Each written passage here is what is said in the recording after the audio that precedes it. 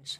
Welcome to the video lecture series of Vidyaam Academy. I am Mangesh sir and we are discussing topic number 2 in part 1 of HSC physics, that is mechanical properties of fluids.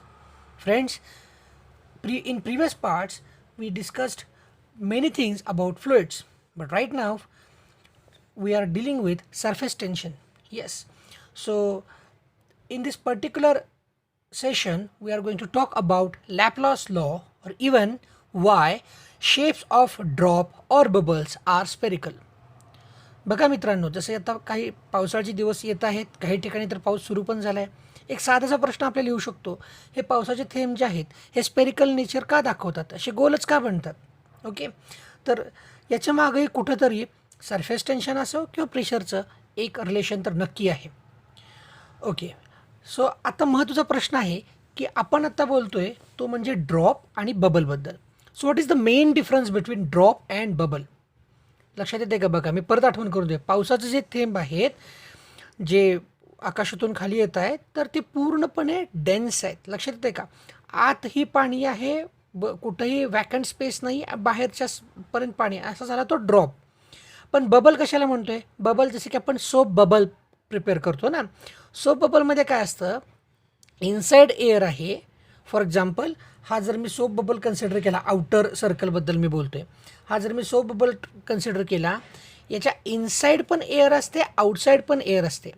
So जो bubble असतो it consist of two surface areas, whereas drop is fully filled within inside. So फक्त ड्रॉपला outer surface जो आहे, drop inside हा त्या मटेरियलनं फुल झालेला आहे, बट बबल इनसाइड आणि आउटसाइड फक्त आणि फक्त एअर आहे.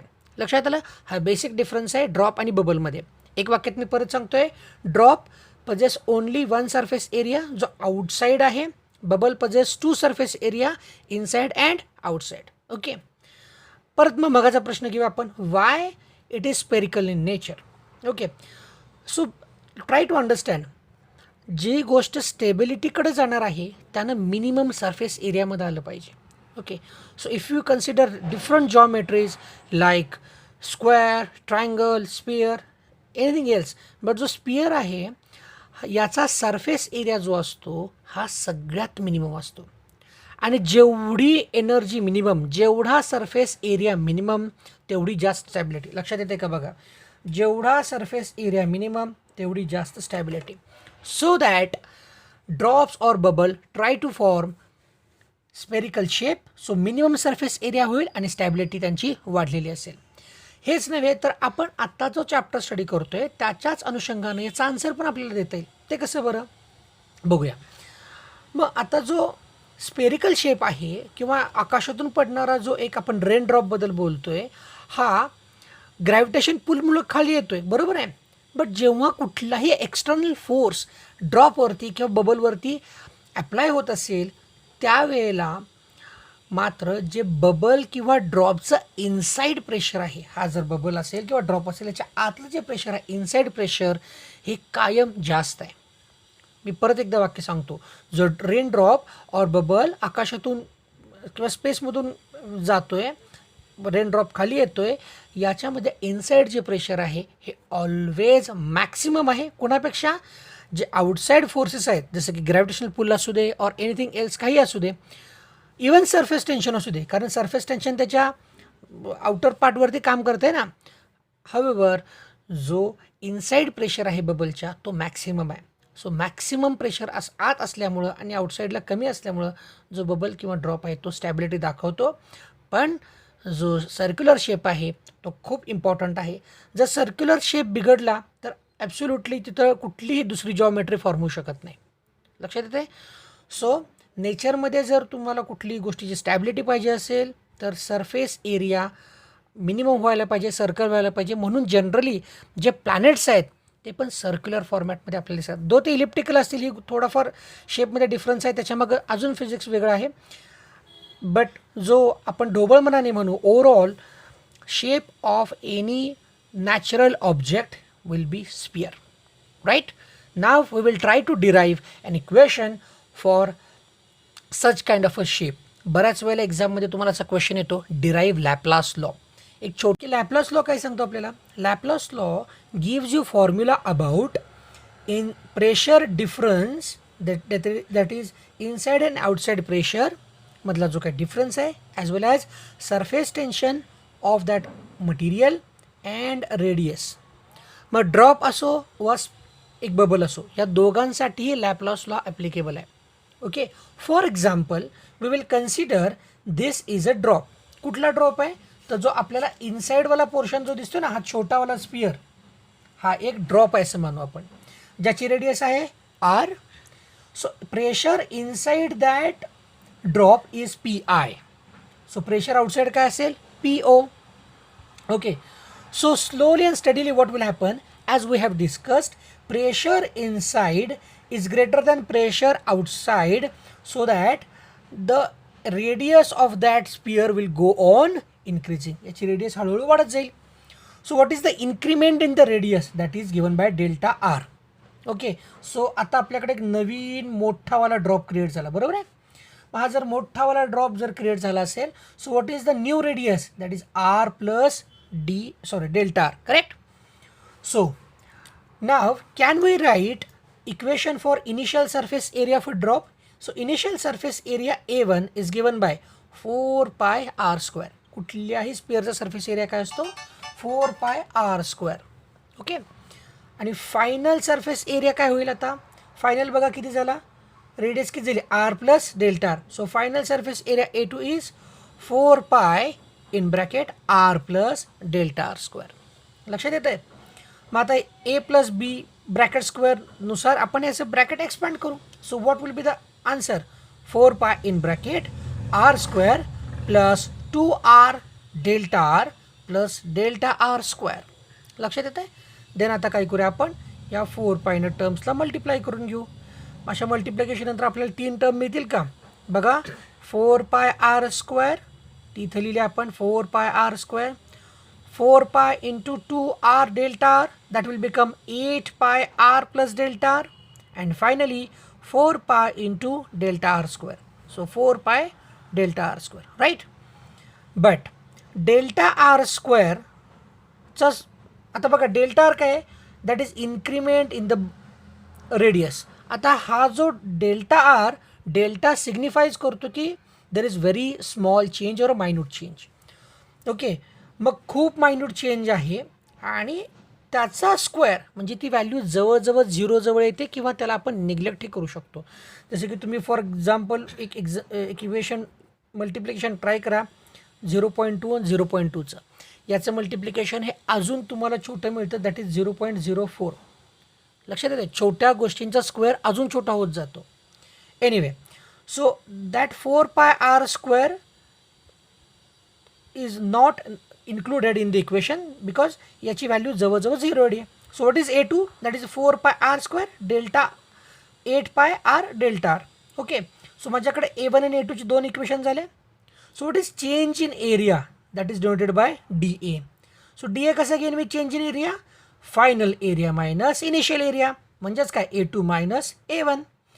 So what is A2, 4 pi r square plus 8 pi r delta r, तिथे लिहून घेतले आपण, minus A1 4 pi r square.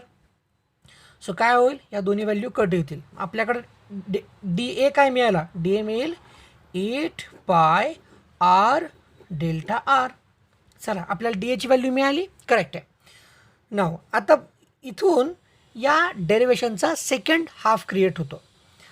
Generally आता आपल्याकडं एक गोष्ट क्लिअर झाली आहे की देर इज चेंज इन और increment in the radius. If there is increment in the radius, that means there is work done. So what is the general formula of work done in terms of surface tension? In previous lecture we have derived it, that is work done equals to T into dA, where T is surface tension, dA is change in area. So dA ची value already आपल्याला मिळालेली आहे ना, ते आपण ते substitute केली. So what is dW, dW is T into 8 pi r delta r. This is equation number 1, right? Okay, now जी 11th मधली किंवा आपण 9-10 मध्ये शिकले डेफिनेशन काय, what is work done, force into displacement. Very simple equation, correct आहे ना. बघा, आठवत आहे का, W is equal to F into S असं इक्वेशन आपण लिहायचो ना. That is work done is equal to force into displacement. So what is displacement? That is increment in the radius is the displacement. So I am writing delta r over here. So dw is equal to f into delta r. Okay. But मी एफचं इथं एक नवीन equation लिहितोय. नवीन म्हणजे कुठलं बघा, आपण याच चॅप्टरमध्ये लिहिलेलं एक इक्वेशन असं आहे ना. कोणत्या स्वरूपाचं आहे बघा, मी आठवण करून देतो. What is pressure? That is force upon area. हे इक्वेशन लिहिलं ना. मग यावरूनच मी काय लिहू शकतो बघा, व्हॉट इज फोर्स, हे ए या साईडला मूव्ह झाले. So force is equal to pressure into area. बरोबर आहे ना. सो फोर्सचं मी हे इक्वेशन वापरतोय. So what is force? Pressure into area. सध्या आपण कुठल्याही प्रेशरबद्दल बोलतोय? We are talking about excess pressure. Excess म्हणजे असं म्हणलं होतं आपण, आठवतंय का बघा, inside pressure is greater and outside is less. So what is excess? That is P I minus P zero. So excess pressure is P I minus P zero. So whole thing is acting on this surface area. Initial surface area was 4 pi r square. So फोर्सचं नवीन equation मला मिळालं का बघा, काय मिळालं? F equals to P I minus P naught into 4 pi R square. लक्षात आलं? हे इक्वेशन घेऊन मी या आपल्या 11च्या फॉर्म्युल्यामध्ये सबस्टिट्यूट करतोय. मग एफची व्हॅल्यू काय मिळाली? ही जी आहे ती ना.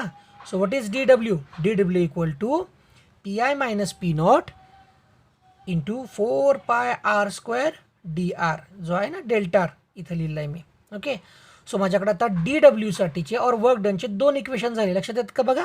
Equation number 1 and equation number 2. So both equations are of work done. Okay.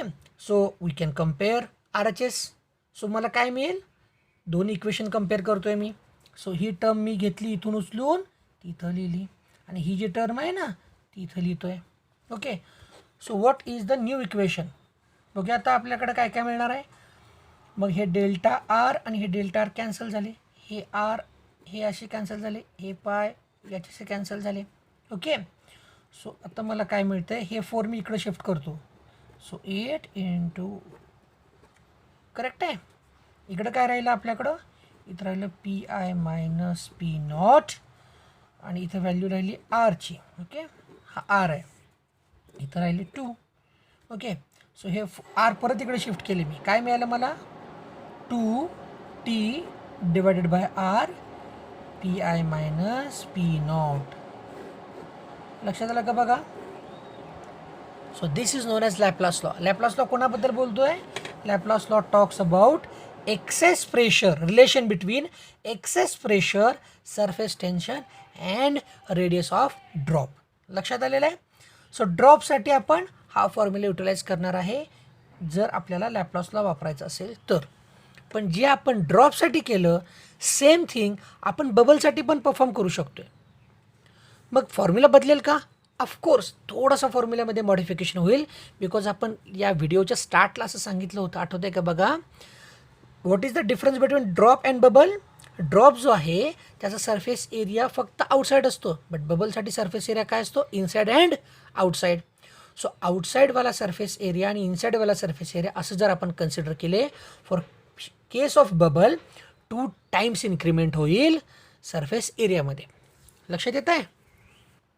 So for drop आपल्याला इक्वेशन मिळालं, पण बबलसाठी जर एरिया डबल होत असेल, सो फॉर बबल हे जे इक्वेशन आहे ते मॉडिफाय होईल, याच्यामध्ये 2चा मल्टिप्लिकंट होईल. So new equation will be like this, 4t divided by r which is equals to pi minus p naught. Thank you.